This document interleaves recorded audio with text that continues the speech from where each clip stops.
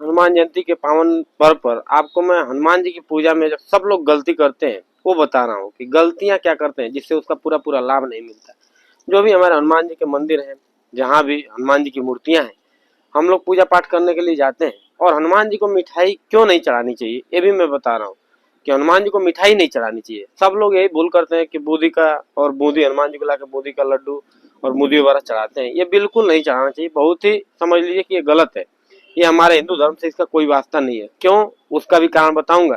और इस हवन में कैसे हम हवन करेंगे, 11 बार 21 बार कि भूत पिशाच निकट नहीं आवे, महावीर जब नाम सुनावे, नाशे रोग हरे सब पीरा, जपत निरंतर हनुमत बीरा, मन क्रम वचन ध्यान जो लावे।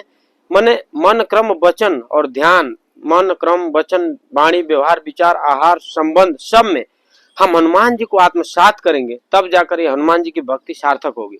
हम लोग गलतियां क्या करते हैं, हनुमान जी के मंदिर पे जाएंगे, वहां पूजा पाठ करके, और हनुमान जी के जो पूजा करने वाले युवा हैं, हनुमान जी अपना अगर सीना चीरते हैं तो उसमें राम और सीता का दर्शन करा देते हैं। और आज के युवा अगर अपना सीना चीरते हैं तो उसमें कुछ और ही मामला चल रहा है, पता नहीं कौन सी पे दिल लगा के बैठ जाते हैं। इसलिए न इन लोगों का दौड़ निकल पाता है, न फिजिकल न मेडिकल न रिटेन, कुछ नहीं निकल पाता है। आप वहां मत जगह दीजिए, आप मन में जगह दीजिए, दिल में मत दीजिए। दिल में माँ बाप के लिए, जैसे हनुमान जी कहते हैं कि राम काज किन्हे बिना मोहि कहाँ विश्राम, तो आप लोग कहिए कि माता पिता के काज किए बिना मोहि नहीं विश्राम। जो हमारे माता पिता का सपना है, जो हमारे कुल खानदान का सपना है, उसको पूरा किए बिना हम किसी लड़की को इसमें माता पिता को बैठाएंगे।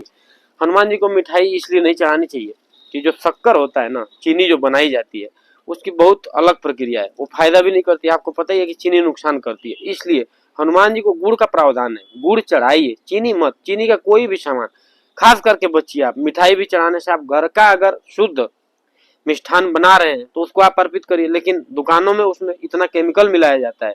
तो आप पूजा पाठ करने की सही विधि, जब भी हम मंदिर में जाते हैं, बाबा जी लोग बोलते हैं ये चढ़ा दीजिए वो चढ़ा दीजिए, सारा आपका मनोरथ सिद्ध हो जाएगा, ये कर दिया। अरे भाई नहीं, बाबा लोगों को ये कहना है कि आप हनुमान जी की तरफ कार्य शुरू कर दीजिए, हनुमान जी की तरफ त्याग शुरू करिए, हनुमान जी की तरफ तपस्या शुरू करिए, हनुमान जी की तरफ भक्ति शुरू करिए, तब जाकर ये आपका तपस्या सार्थक होगा, तब जाकर आपके हनुमत भक्ति सार्थक होगी।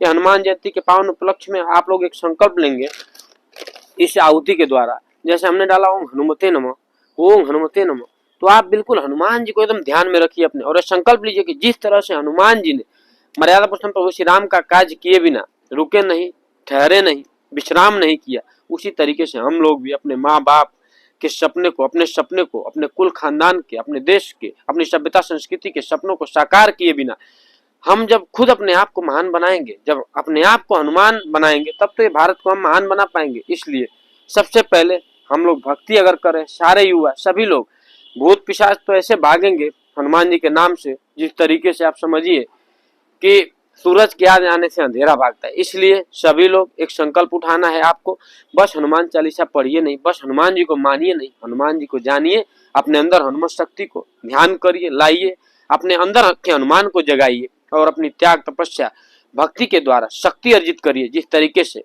बल बुद्धि के विद्या के अष्ट सिद्धि नवनिधि के दाता हनुमान जी को कहा गया है, इस तरीके से जो भी मंदिर में जा रहे युवा लोग, और खास करके पंडित जी लोगों से, बाबा जी लोगों से मेरी आग्रह है, विनती निवेदन कि सब चढ़वाइए, सारा भक्ति भाव खूब करवाइए, लेकिन इस समाज को आलसी के तरह, निकम्मेपन की तरह मत ढकेलिए। आप भी पुरुषार्थ करिए।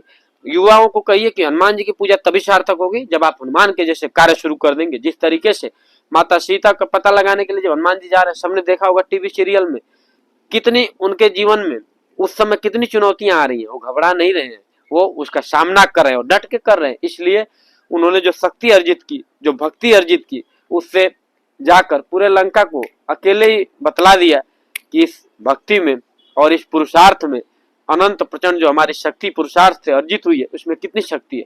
इसलिए सारे युवाओं से मेरी आग्रह, विनती, निवेदन, प्रार्थना, देश के सभी लोगों से कि हम लोगों को देश के लिए, सभ्यता संस्कृति के लिए बस हनुमान चालीसा नहीं पढ़ना है, बजरंग बाण नहीं पढ़ना है, शंकर मोचन हनुमानाष्टक नहीं पढ़ना है, सुंदरकांड नहीं पढ़ना है, उसको आत्मसात करना है और हनुमान जी की तरह अपने अंदर साहस और वीरता पराक्रम जगाना है। आलसी नहीं बनना है। हनुमान जी को कुछ भी चढ़ाने से आपकी भक्ति सार्थक नहीं होगी जब तक आप हनुमान जी के बताए हुए मार्ग पे नहीं चलेंगे, हनुमान जी की तरह नहीं बनेंगे, अपने आप के हनुमान के अंदर को जागृत नहीं करेंगे, तब तक सार्थक नहीं होगा। इसलिए सारी जयंतियों को शुभकामना भेजिए, लेकिन एक संकल्प उठाइए। आज हम 2-3 संकल्प भी उठाते हैं और सभी वहां से संकल्प दिलाना चाहते हैं। आप अपना 1 मिनट भी समय बर्बाद नहीं करिएगा। ये हनुमान जी को आहुति डाल के हम भी एक संकल्प प्रण ले रहे हैं। हम कोई भी ऐसा कार्य नहीं करेंगे, फिर हनुमान जी का संकल्प लेके आहुति डाल रहे हैं, फिर कह रहे हैं हम कोई भी ऐसा कार्य नहीं करेंगे अपने तन मन वाणी विचार आहार व्यवहार संबंधों से, अपने आचरण से, जिससे समाज का, राष्ट्र का, देश का, सभ्यता का, संस्कृति का कहीं नुकसान हो, एक पग भी ऐसा नहीं रखेंगे। हम खुद आज संकल्प ले रहे हैं, आप भी लीजिए। आपके अंदर अगर साहस और वीरता पराक्रम इस तरह की आहुति जलाइए। और ये हमारे सामने देखिए रुद्राक्ष का वृक्ष है, ये रुद्राक्ष के वृक्ष को भी संकल्पित उसको संकल्प धारण करिए।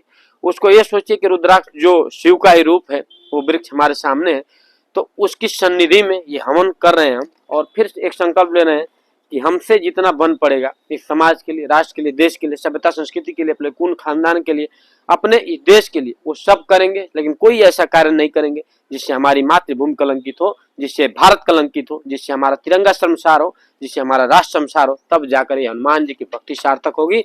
बाकी आप कितना भी हनुमान चालीसा पढ़ लीजिए, बजरंग बाण पढ़ लीजिए, अगर आपके आहार में, विचार में, वाणी में, व्यवहार में, संबंधों में शुद्धता नहीं है, पवित्रता नहीं है, दिव्यता नहीं है, भव्यता नहीं है, नव्यता नहीं है, और अगर आप पूर्ण रूप से अपने अंदर हनुमान जी की भक्ति को, शक्ति को, पुरुषार्थ को, त्याग को, तपस्या को अगर धारण करने की क्षमता नहीं रख रहे हैं, तो आप न कोई हिंदू है, न कोई सनातनी है, न कोई हनुमान जी के भगत है। इसलिए जो भी युवा हनुमान जी की भक्ति कर रहे हैं, वो पहले अपने अंदर के हनुमान को जागृत करिए। और कुछ भी चढ़ाइए न चढ़ाइए, लेकिन हनुमान जी को मैं बोल रहा हूँ कि गुड़ और चना चढ़ाया जाता है, शक्कर, ये जो चीनी से बनी हुई मिठाइयाँ हैं, ये आप बचिए, ये चढ़ाना बंद करिए। घर में शुद्ध रूप से जो बना रहे हैं, और हनुमान जी को घी का दिया जलाइए, शुद्ध देसी गाय का घी। आप या तो घर से निकालिए या तो किसी अच्छे कंपनी का ले लीजिए। किसी कंपनी का प्रमोशन नहीं कर रहा हूँ, किसी का नाम नहीं ले रहा हूँ। इस तरीके से अगर हनुमान जी की भक्ति करेंगे और संकल्प लेकर, ये संकल्प ओम हनुमते नमः, ओम हनुमते नमः, ओम हनुमते नमः, ओम हनुमते नमः, हंग हनुमते रुद्रात्मकाय हुं फट स्वाहा, हंग हनुमते रुद्रात्मकाय हुं फट स्वाहा, हंग हनुमते रुद्रात्मकाय हुं फट स्वाहा।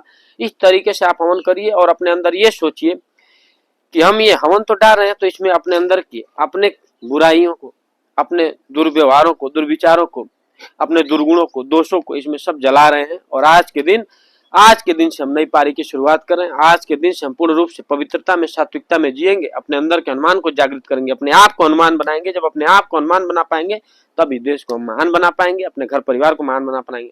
वंदे मातरम। जय हिंद, जय भारत। हमारी बातों को अधिक से अधिक शेयर करिए, हमारे चैनल को सब्सक्राइब करिए। जय हिंद, जय भारत, जय हिंदुस्तान।